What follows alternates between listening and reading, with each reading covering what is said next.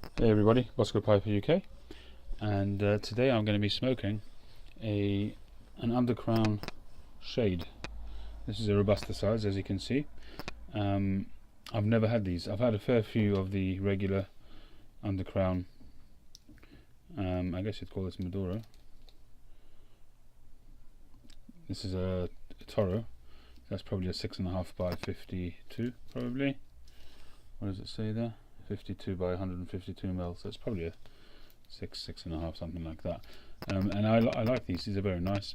They're not. They don't evolve or anything like that, but they just have a nice Maduro flavour, bit of coffee, chocolate, bit of leather, and it's consistent throughout. Construction on these are second to none. Very good, very reliable cigar. You know what you're going to get. I bought this from a gentleman on Facebook a few days ago, and this was the only non-Cuban that I got from him, and he asked me if I was going to do a review of it, so I said I would. So here goes. So as you can see, in terms of construction, it's quite a rustic looking Connecticut, looks like a Connecticut wrapper on there, and it's shade grown as opposed to sun grown. I might be showing my ignorance here in terms of calling it a Connecticut, but in any event, it's a shade grown wrapper, which means that it's grown under usually a muslin or some kind of cover over the field, over the tobacco field, and that just generally, as I understand it in my limited way, is it just keeps it more mild. You've got the ones which are sun grown, they get the full effect of the sun on their leaves, especially the upper leaves, whereas the shade ones are pretty consistent, and they don't have that kind of punchy strength which is synonymous with the sun grown. That's my limited understanding of it.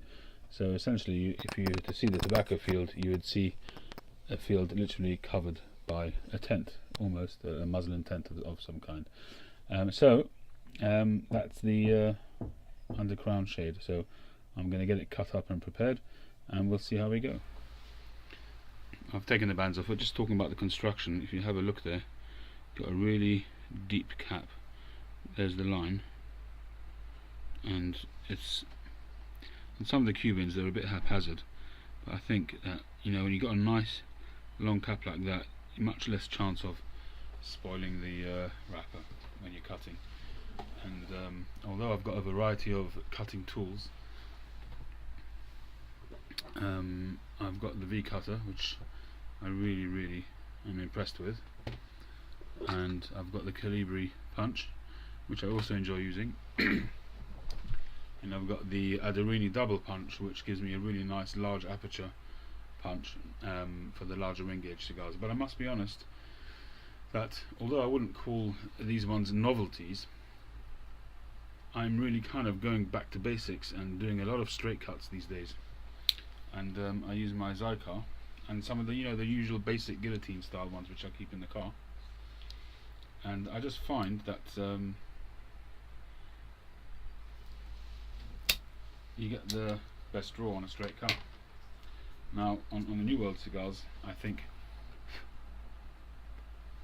that's not absolutely essential, because they've got usually a very good draw. Some of the Cubans, they get a bit tight. This morning I had a Monte Cristo number 4, which was really tight, and a straight cut, was going to give you the best chance of a decent bit of air getting through. So a punch wouldn't have been great, and a V would have been perhaps better than the punch, but still not as good as a straight cut.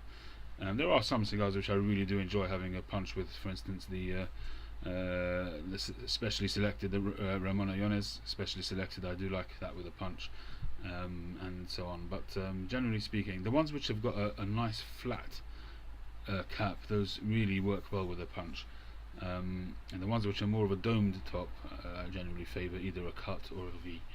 In terms of the dry draw, this is really nice. It's got a bit of cedar, a bit of hay,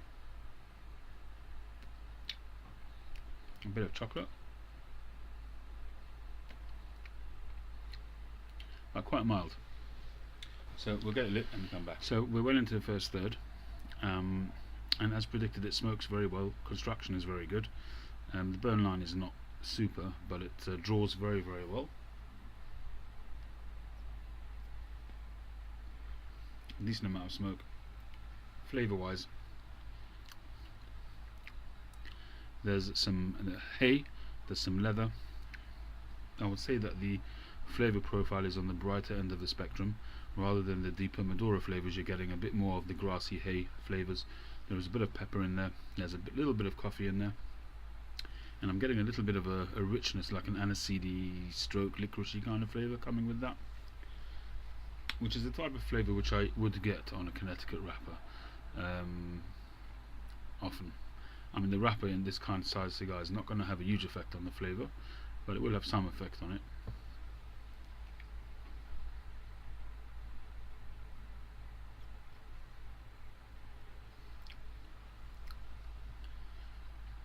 It's definitely milder in body than the other undercrowns.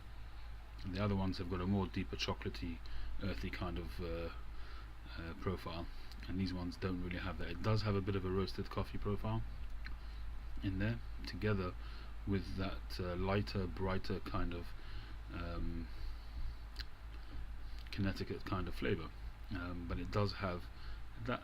I don't know if it's metallic or aniseedy or licoricey. It does have some kind of twang to it, which is making it interesting.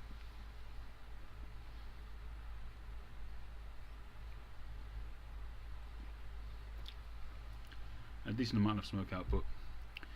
The one thing I've always found with these kind of cigars, with cigars which are non-Maduros, is that I find, in my experience, that they're a lot closer to going bitter than a deeper flavored cigar. So if you overheat it slightly, or if your cadence is a little bit too fast, you're prone to overheat it too quickly and it going bitter, because the flavor profile is that much brighter and closer to the bitter end of the spectrum. That's just my experience on it,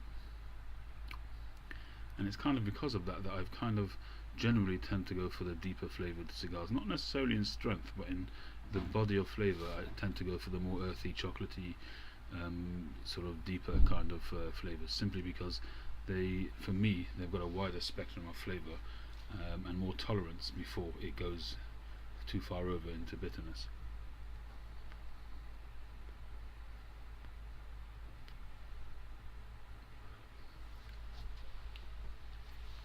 And I do see some people online, when they're smoking cigars, that they go at it like with hammer and tongs. I mean, they're just puffing away, and I've never understood it. I don't know if you've seen Lawrence Davis from Sauter Cigars.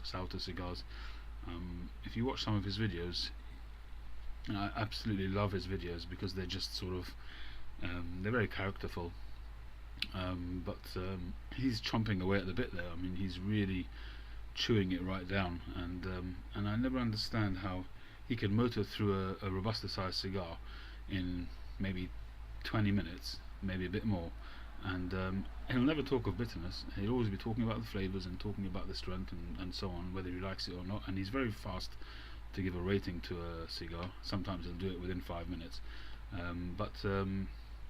I just don't understand how he does it, how he motors through a cigar so quickly without it overheating or getting bitter. But he does, and that's the way he's used to doing it, so there you go. Anyway, so that's where we are at the moment. Well into the second third there. You can see some lovely white ash there. It doesn't stack like the Cuban ones do, but if you have a look, you can see the leaf outlines there going across. I imagine it's going to ash in a second as soon as I talk about it. That's usually what happens. Flavour wise, I'm very impressed. This has got a really nice milk chocolate flavour to it. A little bit of cafe in there as well, like a white coffee, and a little bit of citrus. It's really very nice. I'm very impressed with it. This would be a lovely daytime smoke.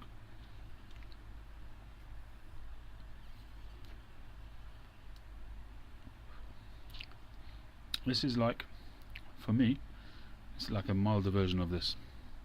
Less body, but similar flavours. It didn't have chocolate in the first third, but it's definitely building through. It's just getting a little bit more body coming through now. I'm really impressed with it. So we'll see how it carries on. Well, the ash is still holding on bravely.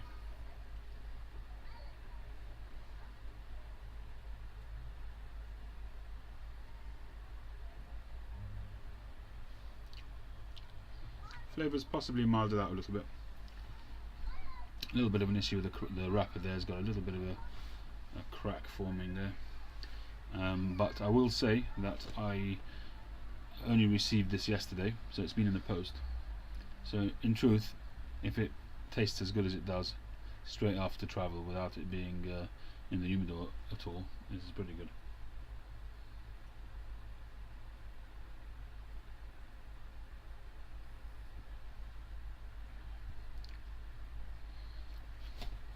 So I would say that the flavours have settled a little bit.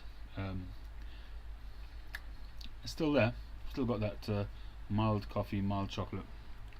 Not so much cedar anymore, a little bit of leather, but still very, very nice. I'm very impressed with it.